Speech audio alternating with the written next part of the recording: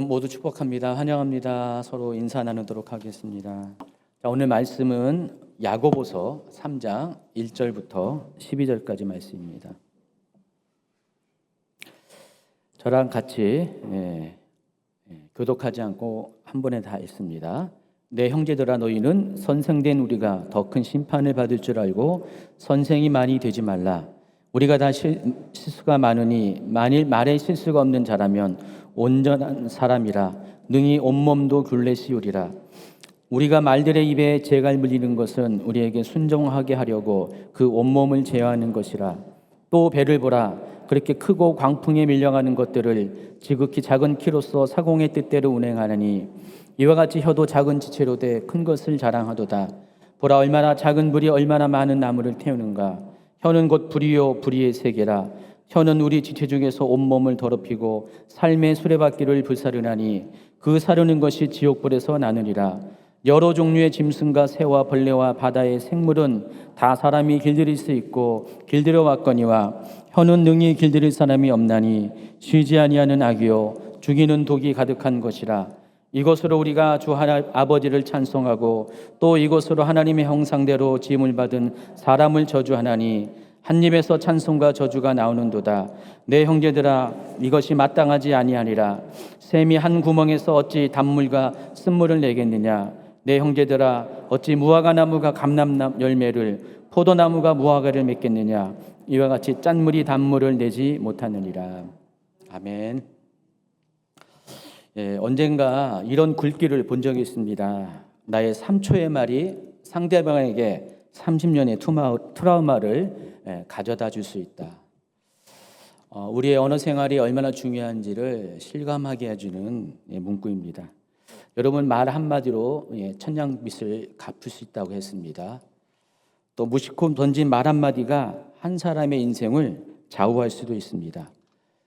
그것이 실수이든지 의도이든 간에 어쩌면 우리가 행동으로 하는 것보다 말로 하는 폭력이 사람에게 더 큰 상처를 줄 수가 있습니다.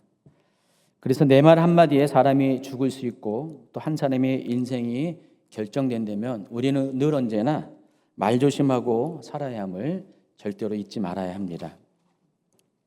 자, 오늘 본문에서도 말에 실수가 없는 사람을 가리켜서 온전한 사람이라고 했습니다. 자, 그런데 말에 실수가 없으려면은 말의 근원인 혀를 잘 다스릴 줄 알아야 됩니다. 그래서 사도 야고보는 사람이 말의 입에 재갈을 물려 통제하듯이 사람의 혀도 통제를 잘해야 말에 있어서 온전한 사람이 될 수 있음을 충고합니다.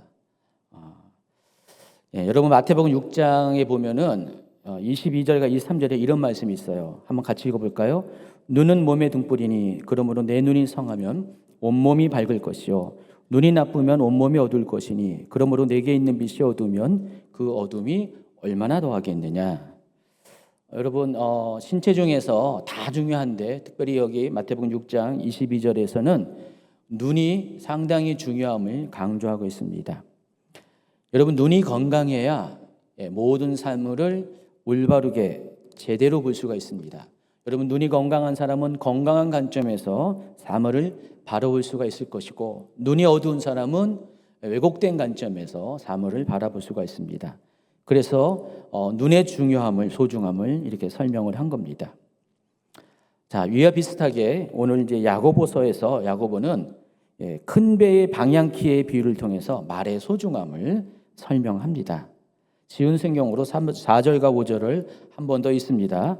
큰 배가 강풍에 밀려 휩쓸리지만 그 배를 조정하는 것은 매우 작은 키 하나에 불과합니다. 키를 조정하는 항해사가 자기 뜻대로 배가 가는 방향을 결정할 수 있습니다. 혀도 마찬가지입니다. 몸 가운데 지극히 작은 부분이지만 큰 일을 행함으로 자랑합니다. 같은 맥락에서 한 가지 비유를 더 추가합니다. 5절 후반부와 6절입니다. 큰 산불도 아주 조그만 불씨에서 시작하지 않습니까? 혀도 곧 불입니다. 혀는 우리 몸 가운데 악의 세계라고 할 수 있습니다. 이것이 몸을 더럽히고 우리의 생명까지도 위협하는 불씨가 됩니다. 이 불씨는 지옥불에서 나온 것입니다. 이 두 가지 비유를 통해서 여러분, 큰 배를 움직이는 것은 작은 방향키입니다. 또 큰 불도 결국은 작은 불씨에서 시작하는 것 같이 사람의 말 한마디가, 작은 말 한마디가 큰 일을 결정짓는다는 교훈입니다. 그렇기 때문에 사람이 성장할수록 말의 통제를 잘해야 되고, 또 성숙한 사람은 말의 통제를 잘하는 사람인 것입니다. 그리고 또 사람은요, 마음속에 있는 그 생각이 말로 표현됩니다. 그래서 사람의 말이 곧 그 사람입니다. 사람 속에 있는 마음의 생각이 곧 그 사람인 것처럼, 또 그 사람의 말이 곧 그 사람이 누구인지를 가르쳐 준다는 것입니다. 여러분, 성장한 사람을 분별하는 여러 가지 기준 중에 하나가 사람의 입에서 나온, 그 사람의 입에서 나오는 말을 보면 압니다. 늘 언제나 우리가 숨기려고 해도 언제나 우리 속에 있는 마음의 생각은 말로서 표현되기 때문에 그렇습니다. 그래서 여러분이 만일 어떤 사람을 좀 깊숙이 알고 싶다라고 한다면은 과거로부터 지금까지 그 사람의 살아온 그런 말의 행적을 살펴보면 됩니다. 요즘 이렇게 대통령 선거 때문에 후보들 막 이렇게 뽑고 있잖아요. 그러다 보니까 잘 몰랐었는데 그 사람이 과거에서 한 말들이 지금 막 드러나요. 그러다 보니까 우리가 그 사람이 어떤 사람인지가 조금 더 분별할 수 있는 그런 지혜가 생깁니다. 여러분도 마찬가지입니다. 어떤 사람을 알기 위해서는 지금 현재의 그 사람의 말부터 시작해서 과거의 말까지 포함해가지고 그 사람이 지금까지 쏟아넣었던 말의 행적을 살펴보면은, 구체적으로 살펴보면 그 사람이 어떤 사람인지를 알 수가 있다는 것입니다. 자, 이처럼 말은 곧 그 사람이라는 공식이 성립되기 때문에 평소에 말 조심해야 돼요. 그렇죠? 옛날에 표가 있었어요. 자나깨나 불조심. 여러분이 가져야 될 표현은 자나깨나 말조심. 자, 그런데 혀를 통제하는 것이 말처럼 쉽지가 않습니다. 그 어려움에 대해서 사도 야고보는 7절 8절에서 이렇게 말합니다. 온갖 짐승과 새, 파충류, 물고기는 길들일 수 있고 사람들은 또한 이것들을 길들여 왔습니다. 그러나 아무도 혀를 길들이지는 못했습니다. 그래서 여러분, 말을 통제하는 것은 어렵지만은 또 말을 통제하는 것은 쉽습니다. 앞에 말이 뭔 말인가, 뒤에 말이 뭔 말인지 아시죠? 약간의 아재 개그입니다. 자, 어릴 적에 읽은 동화 중에 임금님기는 당나귀기라는 그런 이야기가 있습니다. 알고 봤더니 이게 이제 신라 시대 경문왕 때 이야기입니다. 근데 비슷한 이야기가 그리스 신화에도 있어요. 그러니까 동서양에 비슷한 이야기들이 많이 있더라고요. 여러분, 재미있는 게 서로 교류하지도 않았는데 서양에서는 신데렐라가 있고 한국에서는 장하와 홍련이 있습니다. 그런 것처럼 임금님기는 당나귀기의 그 컨셉이 똑같이 동서양에 따로 있습니다. 이게 삼국유사에 이렇게 실려진 이야기인데, 여러분이 알고 있는 것은 삼국유사의 이야기입니다. 어느 나라의 임금님기가 당나귀기처럼 컸습니다. 그래서 임금님은 그것을 감추기 위해서 모자 만드는 사람을 불러서 자기의 길을 감출 수 있는 특별 모자를 제작해달라고 부탁을 합니다. 그러면서 다짐을 하는 거예요. 이 모자를 만들면서 이제 길을 봤잖아요. 그래서 절대로 사람들이 알면 안 되니까 이 사실을 누설하면은 목이 잘려나갈 것이다. 아주 경고를 했습니다. 자, 이 모자 만든 사람이 집에 가서 이제 모자를 만들어 줬어요. 그런데 시간이 갈수록 임금님기를 생각할 때마다 속으로 막 웃는 거예요. 막 웃음이 막 터져 나온 거예요. 생각해 보세요. 그놈하고 저놈한 임금님인데 귀가 이렇잖아요. 그러니까 너무 웃기잖아요. 근데 다른 사람에게 이 말을 할 수 없습니다. 시간이 지나면 지날수록 이 말 못하는 것 때문에 속이 답답함이 찾아오는 거예요. 너무나 힘들어서 죽을 것 같았습니다. 그래서 조금이라도 누가 이제 말을 하면, 건들면은, 임금님에 대해서 얘기하면은 곧바로 자기 입에서 임금님기는 당나귀기라는 말이 튀어나올 것 같은 그런 어떤 정신적인 문제까지 생겼습니다. 이대로 두면 안 될 것 같아가지고요. 어느 날 이 사람이 아무도 없는 대나무 숲으로 갔습니다. 그리고 그 숲에서 마음껏 소리쳤습니다. 임금님께는 당나귀기, 임금님께는 당나귀. 수백 번은 소리 질렀을 것 같습니다. 한참 소리를 지르니까 마음이 편해지는 거예요.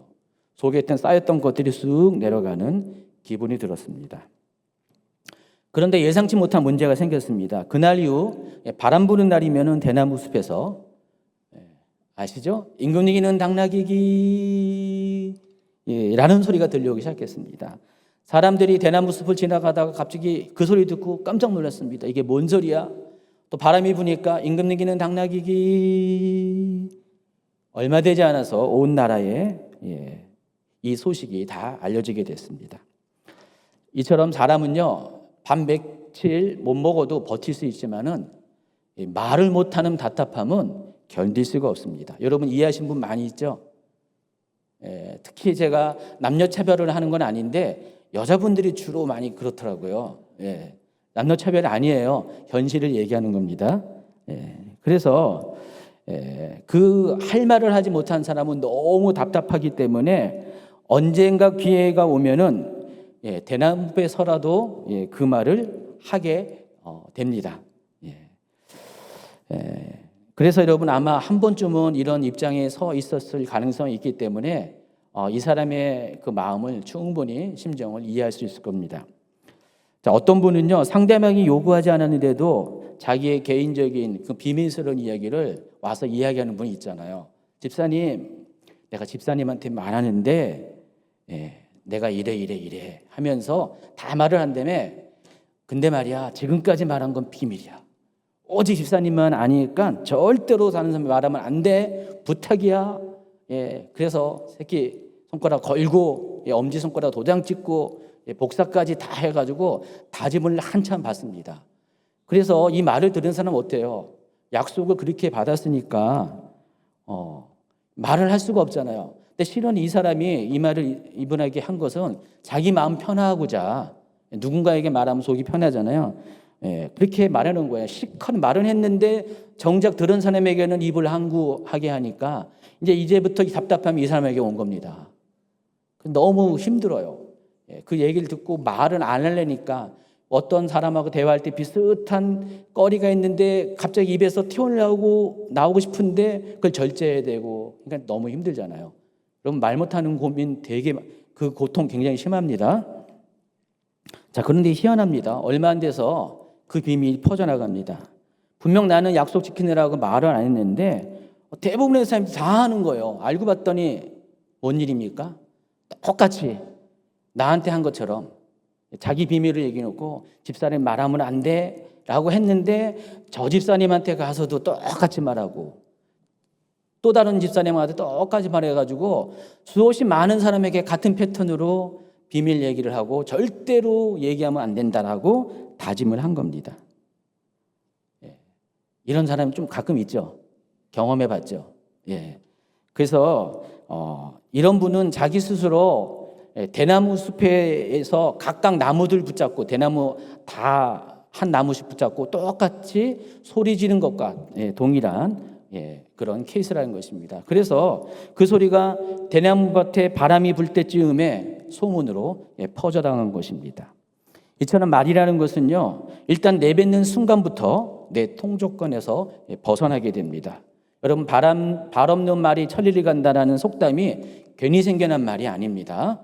우리가 일단 말을 던져내면 그 순간부터 우리는 말에 대해서 어디로 달릴지를 예측할 수가 없고 통제할 수가 없다는 사실을 아시기 바랍니다. 저도 이제 가만히 있으면은요, 이런저런 말이 들려와요. 바람 부는 날이면 들려옵니다. 그래서 대나무 숲에서 여러 이야기가 들려요. 또 성도들이 하는 말이 들리고 또 여러 가지 이야기 됩니다. 제가 묻지 않아도요, 어느 시간대가 되면 바람 부는 날이 되면은 사람들이 한 말이 다 자연스럽게 들려지게 됩니다. 시간 문제더라고요. 곧바로 들려진 케이스가 있고 1년 뒤, 2년 뒤, 심지어는 10년 뒤에 과거의 어떤 이야기가 들려지기도 합니다. 성도 간의 불안한 이야기도 들을 때가 있고 또 훈훈한 이야기도 듣게 됩니다. 또 교회에 대한 긍정적인 이야기도 듣지만은 때로는 부정적이고 비방하는 말도 듣게 됩니다. 또 저에 대해서 섭섭하다는 얘기도 듣고 또 저에 대해서 또 칭찬하는 말도 듣습니다. 여러 다양한 이야기들을 많이 듣게 됩니다. 그 이야기를 들을 때마다 과거에는 조금 영향을 받은 건 사실이지만은 점점 시간이 갈수록 저도 이제 이렇게 많이 겪어보니까 크게 받으려고 제가 우선은 노력을 하고 또 노력한 대로 크게 영향을 받지 않습니다. 누가 말을 하면은 때로 심각하게 얘기해도 뭐 그냥 그러려니 하고 그냥 넘어갑니다. 그런데 이제 가끔씩은 한 100가지 중에서 한두 가지는 또 영향을 받을 때가 있어요. 때로 전혀 사실이 아닌데 진실이 아닌 뭐 오해된 것으로 막 저를 막 비방할 때가 있어요. 그럴 때는 마음이 속상하기도 합니다. 그럴 때 제가 예전 일을 생각합니다. 저도 성숙하지 못할 때 있었습니다. 그때 저도 말에 대해서 통제를 잘 못할 때가 있었어요. 저도 예전에 어떤 사람에 대해서 특히 이제 목회자에 대해서 부정적인 이야기를 한 적이 있었습니다. 여러분 사람이 이제 대부분 남에 대해서 비방할 때는 상처가 있어요. 저도 그때 상처가 있었어요. 그리고 때로는 잘못된 정보 때문에 그렇게 반응할 때가 있습니다. 그런데 이제 희한하게도 저도 나름 조심하면서 은밀히 1대1로 이야기를 했어요. 근데 시간이 흐른 뒤에 그 상대방이 그것을 알게 된 거예요.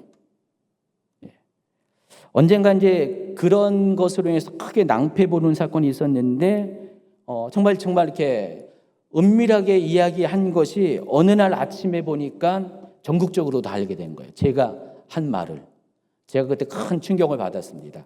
저는 그런 의도로 말한 거는 아닌데 누구를 공식적으로 비방하려고 한 말은 아닌데 1대1의 관계에서 한 말이 그분의 실수로 인해서 전국적으로 그 다른 분의 비난에 대한 이야기가 퍼져나가게 된 거예요. 제가 그래서 마음속에 한편으로는 너무 부끄럽고 너무 미안하고 그리고 제 자신에 대해서 이 사건에 대해서 큰 충격을 받았습니다.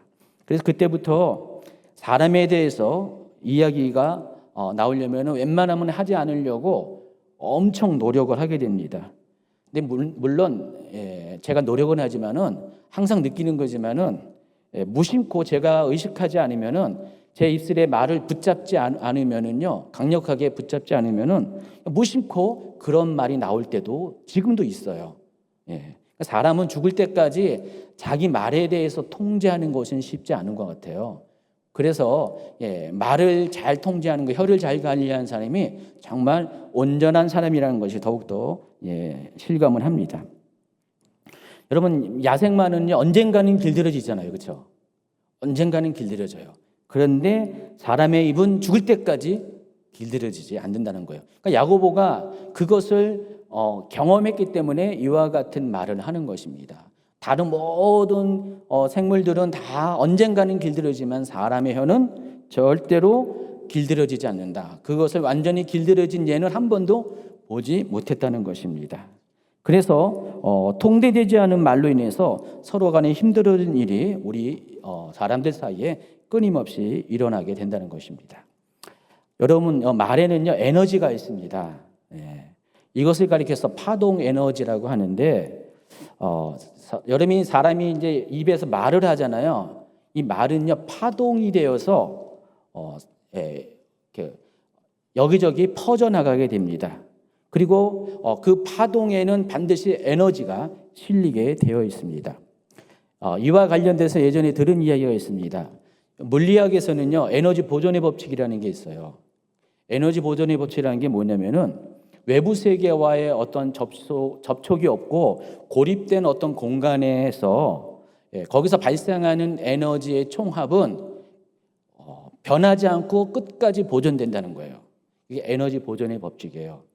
그러니까 어떤 외부적인 변수가 없는 한 어떤 고립된 공간에서 어떤 에너지가 발생하잖아요. 그것은 영원히 그 에너지는 변하지 않고 그 공간 안에 존재한다는 뜻입니다. 그러니까 에너지가 다른 형태로 변환될 뿐이지 그 에너지 자체는 그대로 보존된다는 게 물리학의 아주 기본적인 법칙입니다. 자, 그런데 어떤 분들은 이 같은 물리학 이론에 연계해서 말 또한 파동 에너지이기 때문에 사람이 입으로 내뱉은 말은 없어지지 않는다는 것입니다. 시간이 가도 수천 년이 가도 물리적인 세계 어딘가에 이 우리가 한 말이 보존되어서 떠다니고 있다는 것입니다. 그래서 이런 그런 생각에 착안해서 어떤 분들은 2000년 전에 예수님께서 하신 말씀도 이 세상 어딘가에 지금 떠다니고 있다고 생각하고 만약에 기술적인 진보가 있어서 그것을 잡아낼 수만 있다면은 2000년 전에 예수님이 하신 말씀이 무엇인지도 확인할 수 있다는 주장을 합니다. 여러분 허황된 주장 같습니까? 아니에요. 이 말이 파동 에너지라는 것을 우리가 인정한다면은 인식한다면은 이건 충분히 가능한 이론이라는 것입니다. 과연 그 일이 실현될는지는 알 수 없지만은 어쨌든 이것을 통해서 배우는 교훈이 있습니다. 사람의 입에서 나온 말은 결코 주워 담을 수 없다. 없어지지 않는다. 사라지지 않는다. 그리고 사람은 자신이 한 말에 대해서 결국은 책임을 져야 한다는 것입니다. 따라서 우리가 말을 하기 전에 내가 한 말이 어떤 영향력을 끼친다는 것을 알게 된다면은 내 말이 절대로 사라지지 않고 언젠가는 상대방의 귀에 들려지게 된다는 것을 생각을 한다면은 더 신중하고 더 조심스러운 언어 선택, 말의 선택을 해야 할 수 있다는 것입니다. 자, 그런데 사람은 말을 안 하고는 살 수가 없잖아요. 말은 해야 되잖아요. 그래서 혀를 잘 길들이고 통제하는 것이 매우 중요하다는 것입니다. 그래서 말을 할 때에는 무슨 말을 해야 되는지 취사 선택을 잘해야 됩니다. 부정적인 언어 또 긍정적인 언어를 잘 구분해야 됩니다. 늘 우리가 말을 할 때 생각을 0.1초 앞서서 해야 돼요. 말을 하기 앞서서 이 말이 부정적인 언어인지 긍정적인 언어인지를 생각을 해야 됩니다. 혹 남에게 상처를 주는 말, 또 세상에 혼란을 주는 말이 있다면은 이런 말들은 내가 의지를 발동해서 중지시켜야 됩니다. 그 대신 선한 영향력을 주는 말, 긍정적인 말들은 자주 해야 한다는 것입니다. 다시 우리 임금님 이기는 당나귀기 동화로 돌아가겠습니다. 그 동화가 거기서 끝난 게 아니었어요. 임금님 이기는 당나귀라는 소문은 마침내 돌고 돌아서 임금님기에도 들어가게 됐습니다. 왜냐하면 임금님은 당나귀기니까. 크니까. 이것도 개그예요. 개그를 개그로 이해하지 못하는 분이 많아서 설명해 줍니다. 자, 이 소식을 들은 임금님은요, 즉시 모자를 만든 사람을 호출합니다. 그리고 경고를 올리고 소문 퍼뜨린 것에 대해서 화를 내고 그에 대한 대가를 치를 것이라고 이야기합니다. 그때 이제 모자 만든 사람이 솔직한 자기 심정, 자기 사정을 이야기합니다. 임금님, 사실은 제가 비밀을 지키려고 했었는데 그 비밀을 지키기 너무 답답하고 힘들고 제가 죽을 것 같았어요. 그래서 사람에게는 말하지 않고 사람이 없는 대나무 숲에서라도 제 속에 있는 말을 토해내지만 살 것 같아서 그렇게 했습니다 라고 해명을 합니다. 그리고 다음과 같은 말을 추가합니다. 그런데 임금님, 혹시 임금님기가 이렇게 큰 게 백성의 소리를 잘 들으라는 하늘의 뜻이라고 생각해 보세요. 그 말을 한 거예요. 근데 그 말을 딱 듣는 순간 임금님이 생각이 달라졌어요. 생각해 봤더니 일리가 있는 말이었어요. 그래서 끄덕끄덕하면서 그 사람을 용서해주고 그때부터 임금님은 자신의 큰 당나귀기를 드러내고 당당히 드러내고 백성들의 소리에 귀 기울이려고 애쓰기 시작했다고 합니다. 그래서 백성들은 당나귀기를 가진 임금님을 매우 사랑했다는 전설 따라 삼천리 동화가 있습니다. 여러분이 이 이야기를 통해서 우리가 교훈을 받습니다. 여러분, 같은 말이라도 어떻게 사용하고 어떻게 받아들이는 것이 매우 중요합니다. 여러분, 모자 만든 사람이 약속의 절반을 어긴 건 사실이죠. 잘못한 건 맞습니다. 비록 사람에게는 말하지 않았어도, 직접 말하지 않았어도 임금님 귀가 당나귀 귀인 것은, 입 밖으로 드러낸 것은, 발설한 것은 명백한 사실입니다. 아까 말씀드린 것처럼 사람은 말을 꺼냈을 때는 그것은 파동 에너지가 있기 때문에 살아서 계속해서 존재한다는 것입니다. 그래서 어쨌든 자기의 잘못은 절반은 있다는 것입니다.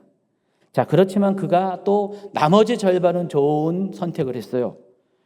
긍정적이고 사람을 살리는 말을 했다는 것입니다.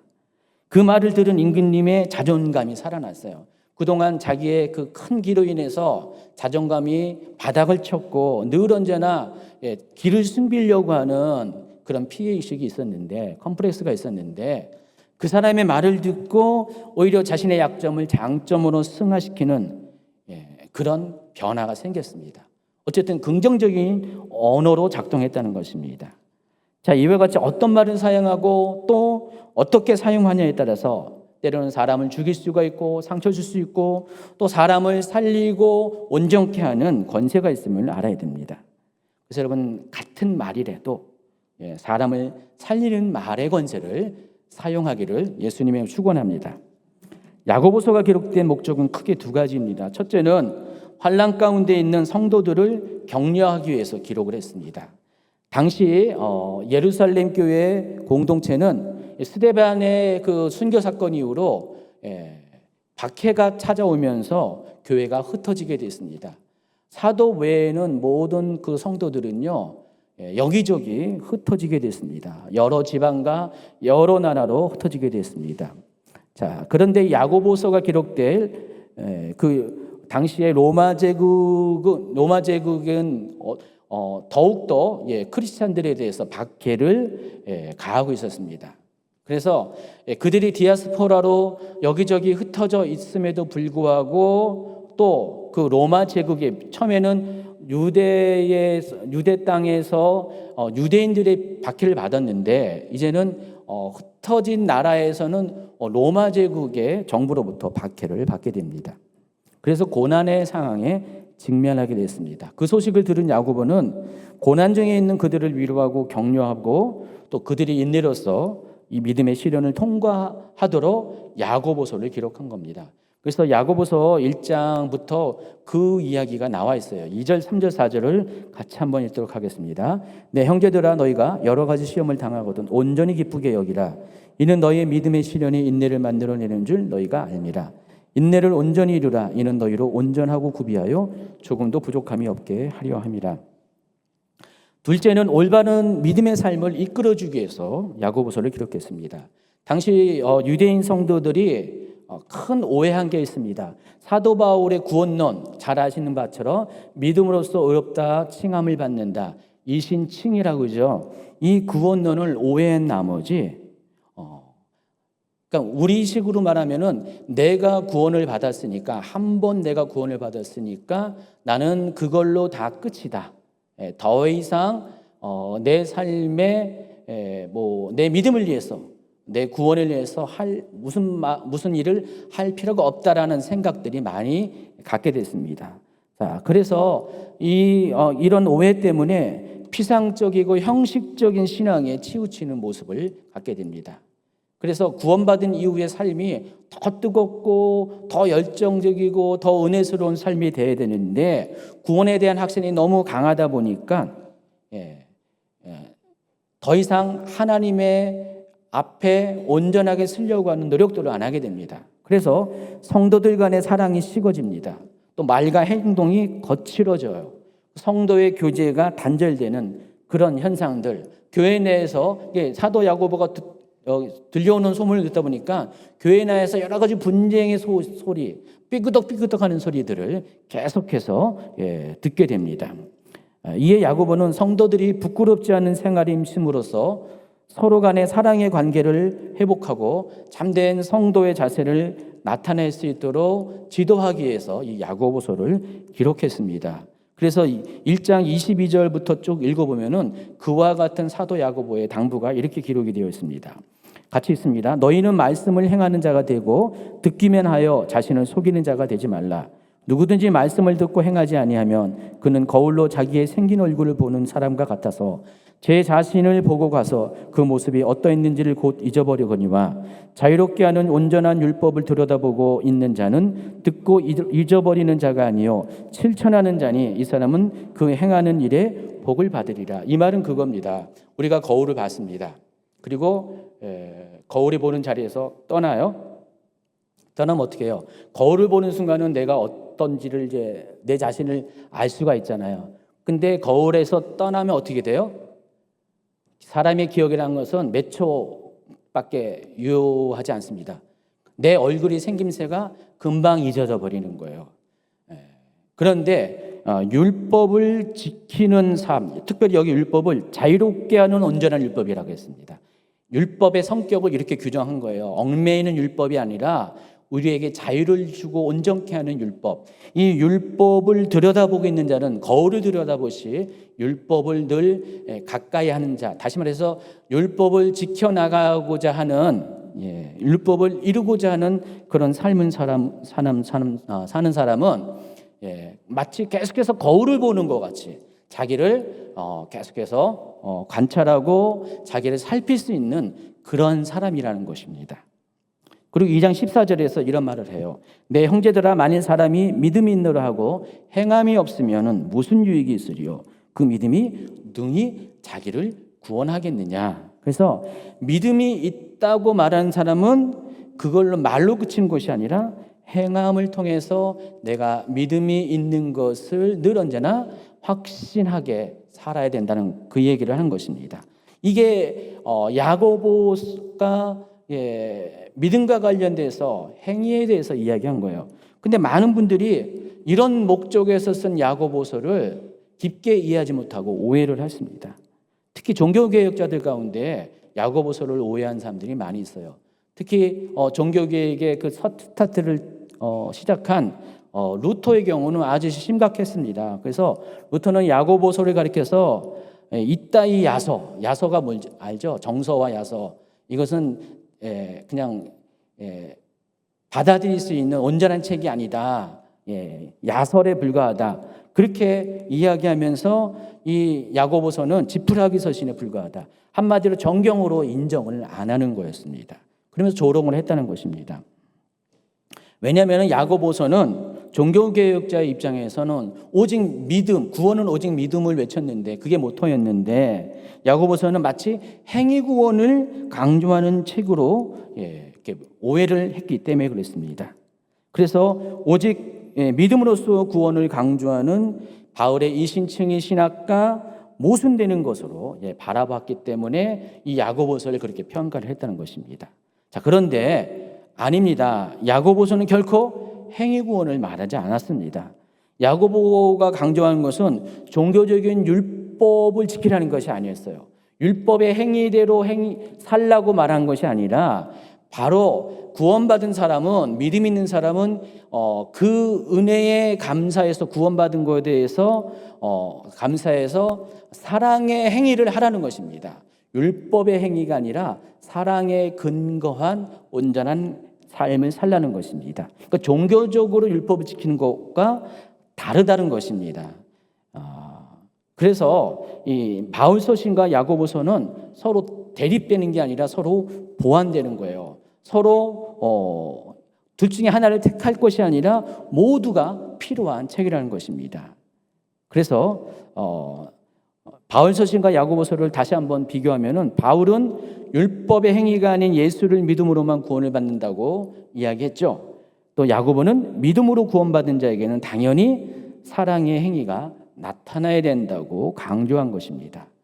이게 바울서신과 야고보서의 관계예요.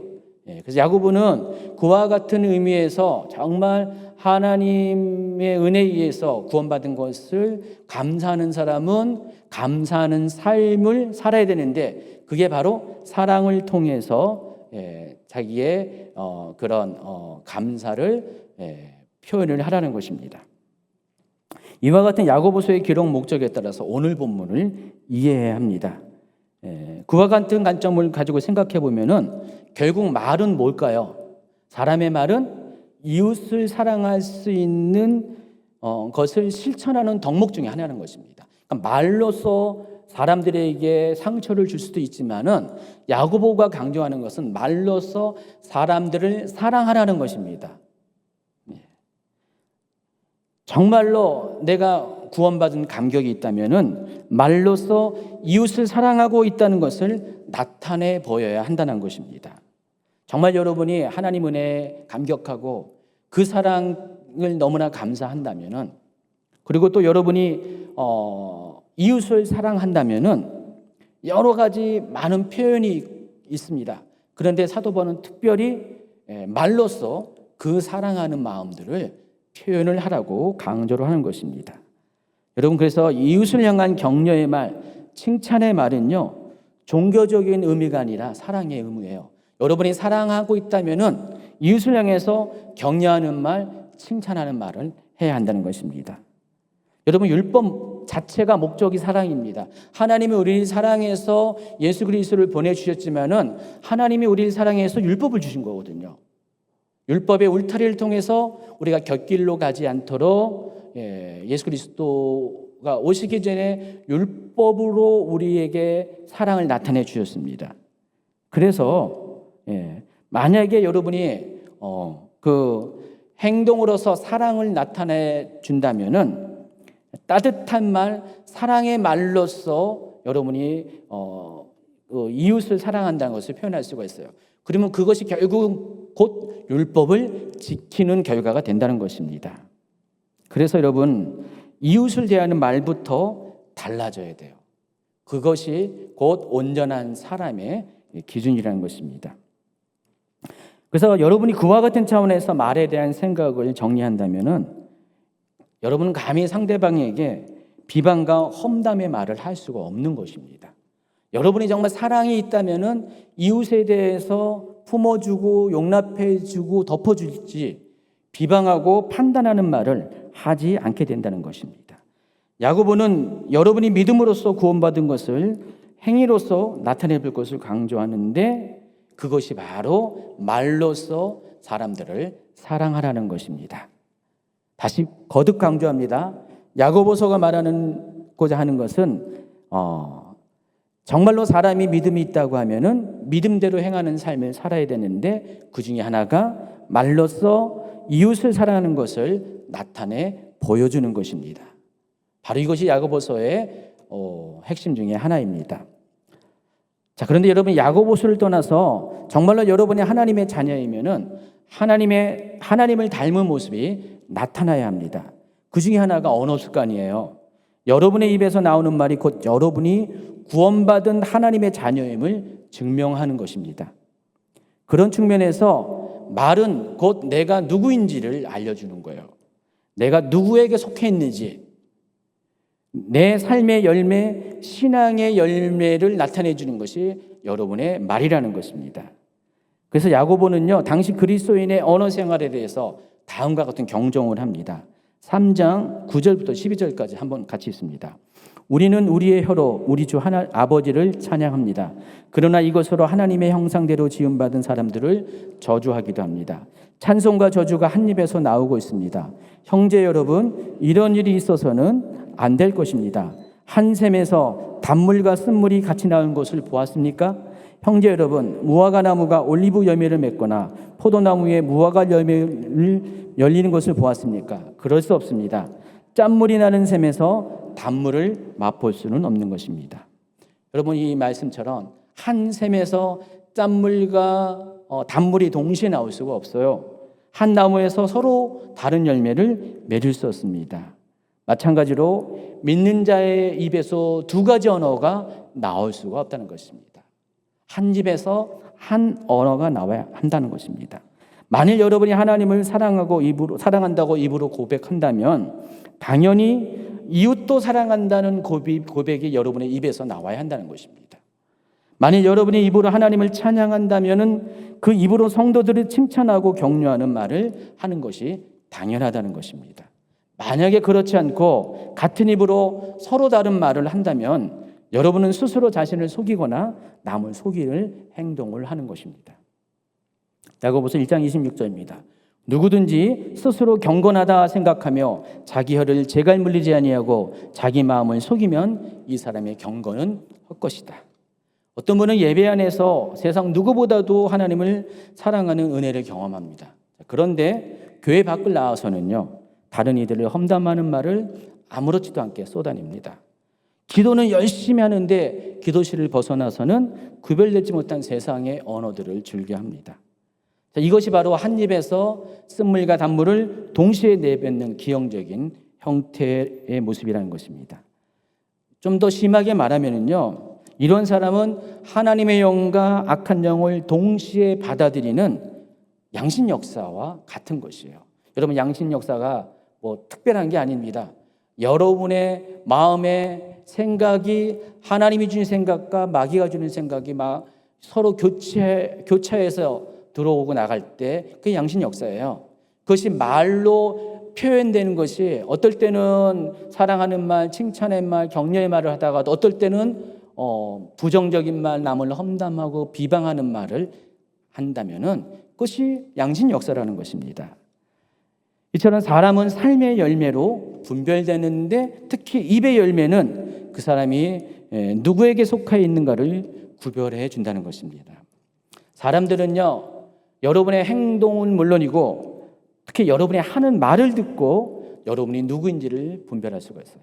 여러분이 정말 하나님의 자녀인지 구원받은 사람인지 마귀에 속한 사람인지를 구별할 수가 있다는 것입니다. 그래서 내가 누구인지를 결정하게 하는 이 말에 대해서 신중하고 또 신중해야 된다는 것입니다. 결과론적으로 만일 여러분이 하나님이 들으시기에 기뻐하는 말을 한다면은 성령께서도 여러분 안에 거하기를 기뻐하실 것입니다. 만일 여러분이 하나님이 거북하게 느끼시는 부정적인 언어 또 비방의 언어를 한다면은 하나님은 여러분 안에 거하는 것이 너무 거북하게 여기실 것입니다. 그래서 하나님으로 하여금 여러분 삶 안에 거하시게 하는 것을 결정하는 것은 하나님이 아니라 여러분 자신이에요. 특히 여러분의 입에서 나오는 말이 그것을 결정합니다. 여러분의 입에서 어떤 말을 하냐에 따라서 하나님이 여러분 안에 계속 거할 수도 있고 또 여러분이 싫어서 떠날 수도 있다는 사실을 생각하셔야 됩니다. 이것을 기억하고 언어 습관에 신중을 기해야 된다는 것입니다. 또 말은 사람과의 관계를 만들어감에 있어서 매우 중요한 역할을 합니다. 어떤 말을 하는가에 따라서 관계가 좋아질 수 있고 반대로 나빠질 수 있습니다. 이왕이면 사람을 세우는 말을 하십시오. 격려하고 칭찬하는 말을 해야 됩니다. 여러분 이제 성도들을 이렇게 볼 때마다 멋있다고 얘기하세요. 예쁘다고 얘기하세요.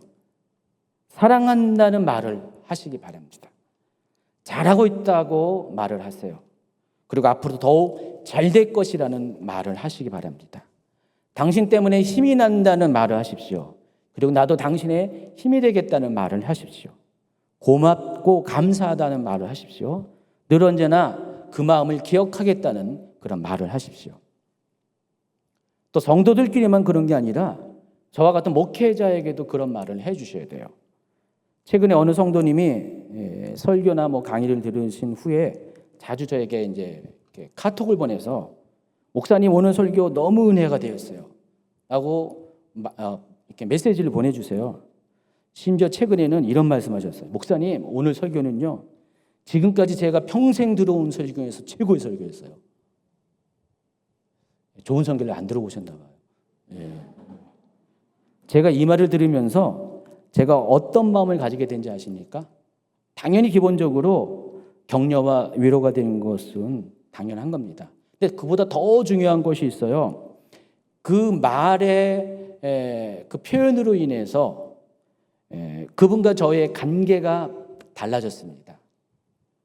그분과의 관계가 더 친밀해지고 더 가까운 관계가 되었습니다. 여러분 사람과의 관계도 말로 인해서 이렇게 더 좋아지는데 하물며 하나님과의 관계는 어떻습니까? 여러분 중에 아마도 하나님과 가까워지길 원하는 분들이 아마 대부분일 겁니다. 그래서 하나님이 기뻐하는 것이 뭔가 찾아서 그것을 힘써 열심히 행하려고 노력을 할 겁니다.